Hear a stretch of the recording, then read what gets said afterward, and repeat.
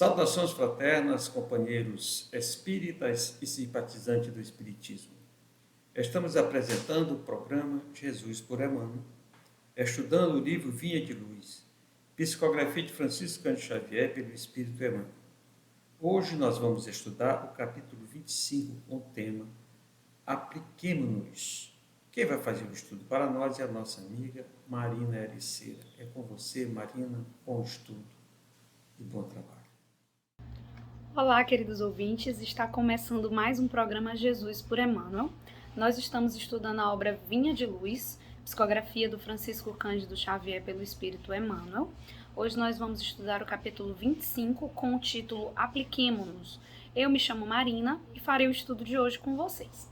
Então vamos lá, o capítulo 25 se inspira numa passagem das epístolas de Paulo, em que ele escreve para Tito, e Paulo diz o seguinte: e os nossos aprendam também a aplicar-se às boas obras, nas coisas necessárias, para que não sejam infrutuosos. E o Emmanuel vai narrar sobre essa passagem. É preciso crer na bondade. Todavia, é indispensável movimentarmos-nos com ela no serviço de elevação. É necessário guardar a fé, contudo, se não a testemunhamos dos trabalhos de cada dia, permaneceremos na velha superfície do palavrório. Claro que todos devemos aprender o caminho da iluminação. Entretanto, se nos não dispomos a palmilhá-lo, não passaremos da atitude verbalista. Há no espiritismo cristão palpitantes problemas para os discípulos de todas as situações. É muito importante o conhecimento do bem, mas que não esqueçamos as boas obras. É justo se nos dilate da esperança, diante do futuro, à frente da sublimidade dos outros mundos em glorioso porvir, mas não olvidemos os pequeninos deveres da hora que passa. De outro modo, seríamos legiões de servidores, incapazes de trabalhar, belas figuras na vitrine das ideias, sem qualquer valor na vida prática. A natureza costuma apresentar lindas árvores, que se cobrem de flores e jamais frutificam. O céu, por vezes, mostra nuvens que prometem chuva e se desfazem sem qualquer benefício à terra sedenta.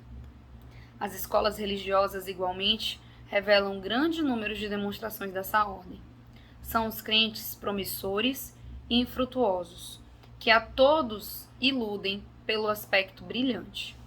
Dia virá, porém, no qual se certificarão de que é sempre melhor fazer para ensinar depois, que ensinar sempre, sem fazer nunca. Então, esse texto de Emmanuel que nos faz uma reflexão muito importante sobre a nossa aplicação no bem, né? Sobre aplicarmos os ensinos que estudamos, que divulgamos, mas que, sobretudo, precisamos aplicar em nossas vidas. Então, fazer uma reflexão assim sobre o texto, uma espécie de resumo reflexivo, né? Vamos compreender o que Emmanuel está querendo nos dizer. Bom, primeiramente, ele vai nos trazer essa reflexão de que somente crer na bondade, ou saber e estudar, não é o suficiente. É preciso agir, entrar nesse serviço de elevação, aplicar, vivenciar. Aprender sobre o caminho da iluminação e não percorrê-lo, né, e não vivenciá-lo, é manter-se na teoria, o que o Emmanuel vai chamar de superfície do palavrório. É uma atitude meramente verbalista, num sentido de nos mantermos nesses discursos automatizados, mecânicos e decorados do Evangelho ou do estudo de obras que fazemos.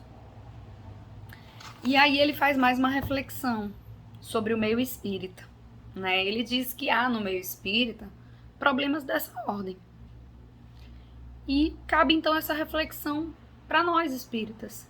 Que problemas são esses dessa ordem que vivenciamos, né?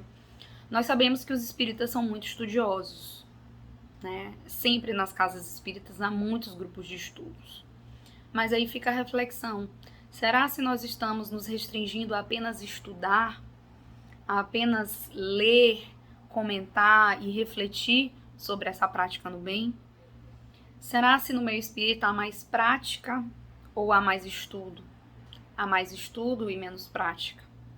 E assim, nós estamos sendo o verdadeiro espírita, aquele espírita que é relatado para a gente lá no Evangelho segundo o Espiritismo, no capítulo 17, em que o Kardec nos faz uma grande reflexão sobre o que é o verdadeiro espírita. Como que a gente reconhece o espírita? E o Evangelho segundo o Espiritismo vai nos dizer que o verdadeiro espírita nada mais é do que o verdadeiro cristão, porque não traz nenhuma moral nova, resgata sempre a moral do Cristo.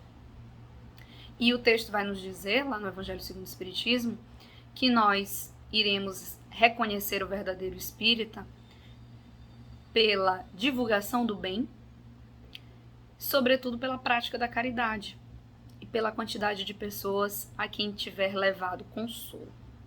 Então, nesse sentido, a gente observa que o verdadeiro espírita, ele não pode ficar só na superficialidade.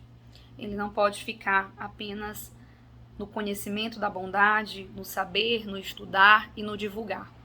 Ele precisa também vivenciar essa seara cristã. Ele precisa entrar nesse serviço de elevação. Ele precisa, como nos diz o texto de Emmanuel, aplicar esse estudo em sua vida. E o Emmanuel segue nas reflexões, né, desse texto tão interessante, e ele vai nos falar que é muito importante o conhecimento no bem. Mas nós não podemos nos esquecer das boas obras.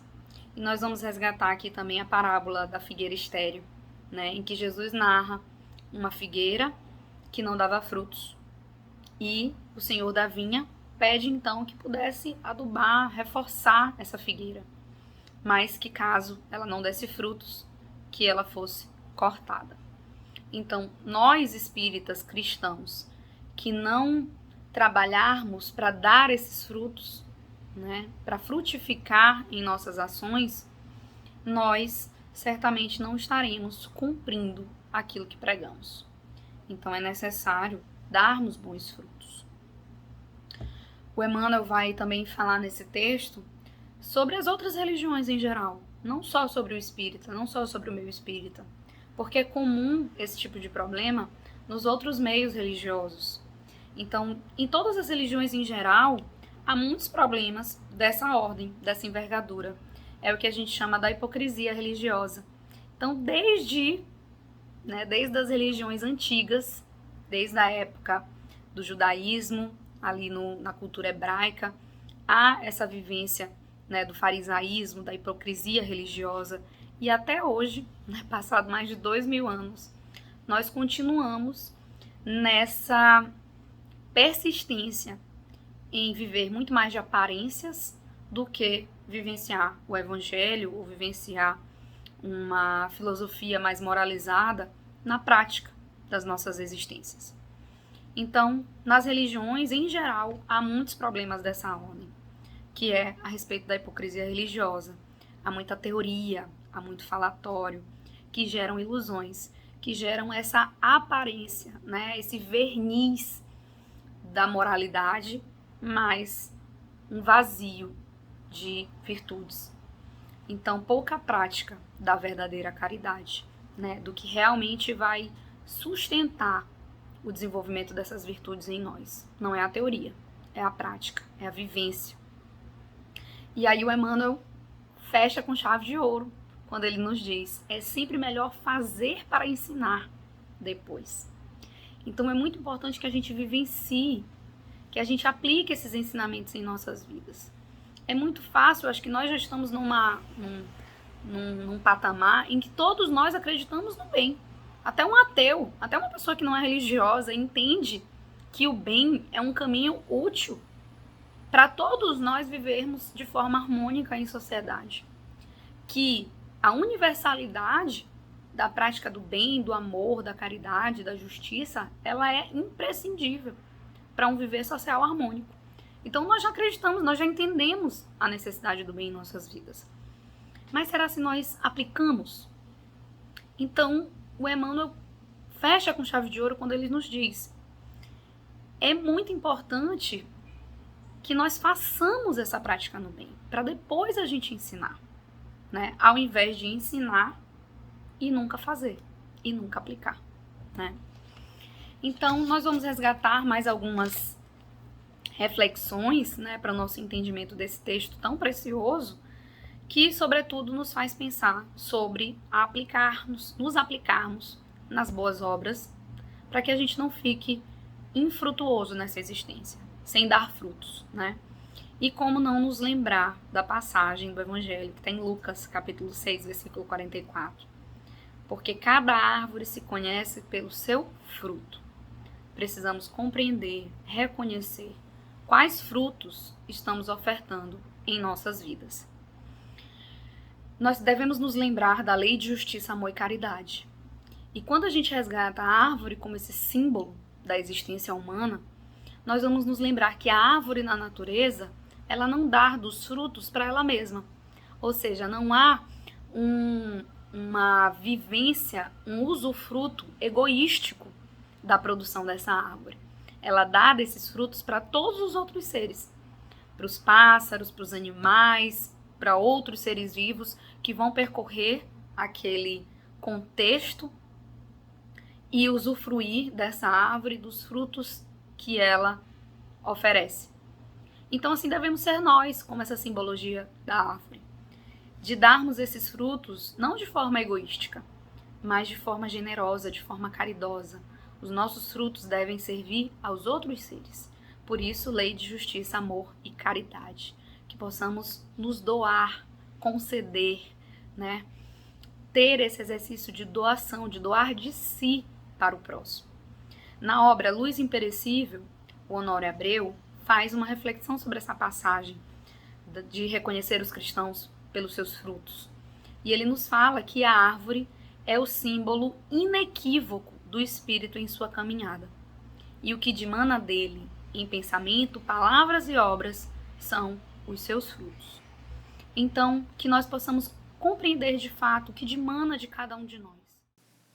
Muito obrigado, Marina, pelas reflexões deste capítulo, com o tema Apliquemo-nos, capítulo 25, com o tema Apliquemo-nos.